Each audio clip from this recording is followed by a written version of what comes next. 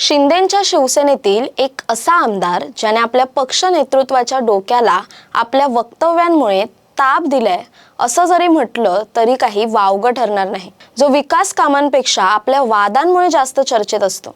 विदर्भातील बुलढाणा मतदारसंघाचे शिवसेनेचे आमदार संजय गायकवाड यांच्याबद्दल मी बोलते। कधी कोणाची जीभ कापण्याची भाषा, कधी भर सभेत शिवीगाळ, तर कधी थेट हात उचलणं। गायकवाड यांच्या या विवाद हा त्यांच्या दैनंदिन राजकारणाचा अविभाज्य भाग बनलाय।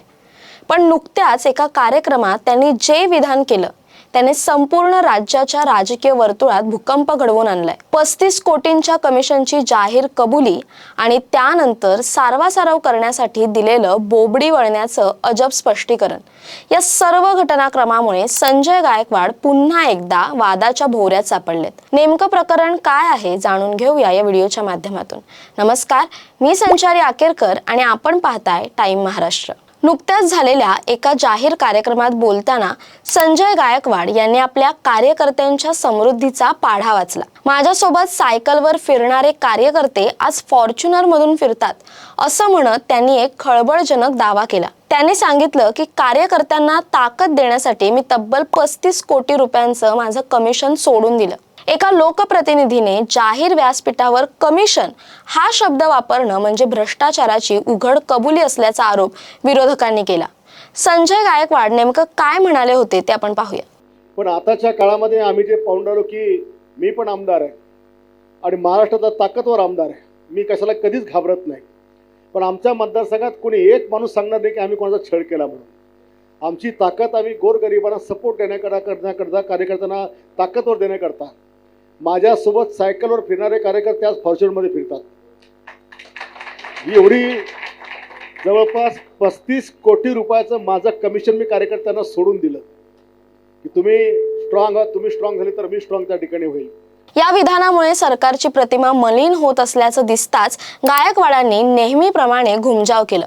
त्यांनी यावर अत्यंत अजब स्पष्टीकरण देताना सांगितलं की त्यांच्या हाताला काही समस्या आहे ज्यामुळे बोलताना त्यांची बोबडी वळते। ते नेमकं काय म्हणालेत, काय स्पष्टीकरण दिलंय ते बघा। मी वक्तव्य केलं होतं की मी 35 कोटीची कामं हे कार्यकर्त्यांना वाटप केली, पण बोलताना चुकून तो कमिशनचा शब्द तोंडात आला, त्याच्यामुळे शब्दाचा विपर्याय झाला आहे। असा काही त्याचा अर्थ नाही आहे।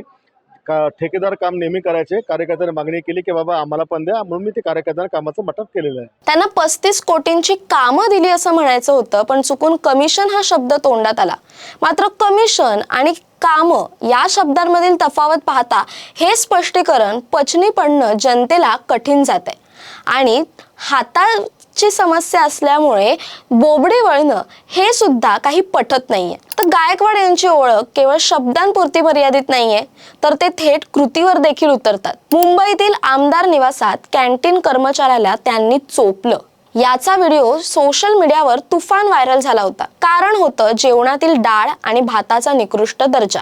मी निकृष्ट जेवण सहन करणार नाही असं समर्थन त्यांनी दिलं असलं तरी एका कायद्याच्या रक्षकाने कायदा हातात घेणं कितपत योग्य आहे असा सवाल उपस्थित झाला। यापूर्वी एका पोलीस कर्मचाऱ्याला आपली वैयक्तिक गाडी धुवायला लावल्याचा आरोपही त्यांच्यावर झाला होता। खाकी वर्दीचा असा अपमान केल्यामुळे पोलीस दलातही त्यांच्याबद्दल प्रचंड नाराजी पाहायला मिळाली होती।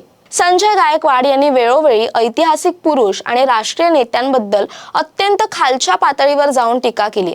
छत्रपती संभाजी महाराजांच्या भाषेच्या ज्ञानाबद्दल बोलताना त्यांनी केलेलं विधान असो किंवा राहुल गांधींच्या बाबतीतलं चिथावणीखोर वक्तव्य असो, गायकवाड यांनी मर्यादा ओलांडल्याचं अनेकदा सिद्ध झालंय। अमेरिकेत आरक्षण विरोधी विधान केल्याचा आरोप करत त्यांनी राहुल गांधींची जीभ कापणाऱ्याला 11 लाखांचं बक्षीस देऊ अशी घोषणा केली होती।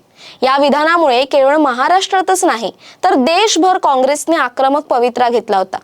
महापुरुषांचा अपमान आणि लोकशाहीतील सर्वोच्च नेत्यांबद्दलची ही भाषा त्यांच्या आक्रमक प्रतिमेला साजेशी असली तरी ती घटनात्मक पदावर बसलेल्या व्यक्तीला शोभणारी नाही अशी टीका सतत होत असते। लोकशाहीत मतदार हा राजा असतो, पण गायकवाडांनी आपल्याच मतदारांना 2000त विकले जाणारे म्हणत अत्यंत अश्लील भाषेत शिवीगाळ केली।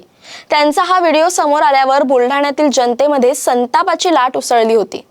इतकंच नाही तर ज्या राज्याच्या पोलिसांच्या बळावर सुरक्षा व्यवस्था टिकून आहे त्याच महाराष्ट्र पोलिसांना त्यांनी अकार्यक्षम खातं म्हणून हिणवलं।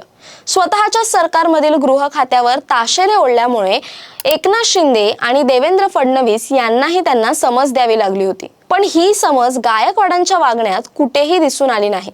स्थानिक स्वराज्य संस्थांच्या निवडणुकांबद्दल बोलताना गायकवाडांनी राजकारणातील पैशांच्या खेळावर भाष्य केलं. आजकाल निवडणुका साध्या राहिल्या नाहीत. एका प्रभागात 3-3 कोटी खर्च करावे लागतात आणि 100 बोकडं कापली जातात असं सांगत त्यांनी निवडणूक आयोगाच्या नियमावलीची जणू थट्टाच उडवली. कार्यकर्त्यांना कंत्राट देण्याच्या नावाखाली 35 कोटींच्या कामांचं वाटप करणं आणि कंत्राटदारांऐवजी कार्यकर्त्यांची घरं भरणं ही त्यांची कार्यपद्धती आहे. नुकताच चिखली मतदारसंघात त्यांनी केलेला भव्य पक्षप्रवेश सोहळा त्यांच्या वाढत्या राजकीय ताकदीचा पुरावा मानला जातोय. भाजप, उभाटा आणि राष्ट्रवादीतील कार्यकर्त्यांना आपल्या पक्षात ओढून त्यांनी आपली पकड मजबूत करण्याचा प्रयत्न केलाय. एकंदरीत आमदार संजय गायकवाड हे एक असं व्यक्तिमत्व आहे जे स्वतःच्या अटींवर राजकारण करतं. त्यांच्या मते ते कार्यकर्त्यांसाठी आणि अन्यायाविरुद्ध लढत आहेत, पण त्यांच्या पद्धती अनेकदा लोकशाहीच्या आणि कायद्याच्या चौकटीला तडे देणाऱ्या ठरतात. 35 कोटींच्या कमिशनच्या विधानानंतर आता पुढे काय होणार? सरकार त्यांच्यावर काय कारवाई करणार की हे प्रकरणही बोबडी वळली या स्पष्टीकरणाखाली दाबलं जाणार हे पाहणं महत्त्वाचं ठरेल. संजय गायकवाड यांच्या बेधडक आणि तितक्याच वादग्रस्त कार्यपद्धतीमुळे बुलढाण्याचं राजकारण सध्या तापलेलं आहे यात शंका नाही. पण या संजय गायकवाडांमुळे एकनाथ शिंदेंचा डोक्याचा ताप कधी कमी होणार हे पाहणं देखील औत्सुक्याचं ठरणार आहे. दरम्यान या सर्वाबद्दल तुमचं काय मत आहे कमेंट करून नक्की कळवा. तसेच अशा नवनवीन व्हिडिओसाठी टाइम महाराष्ट्रला सबस्क्राईब करा. धन्यवाद.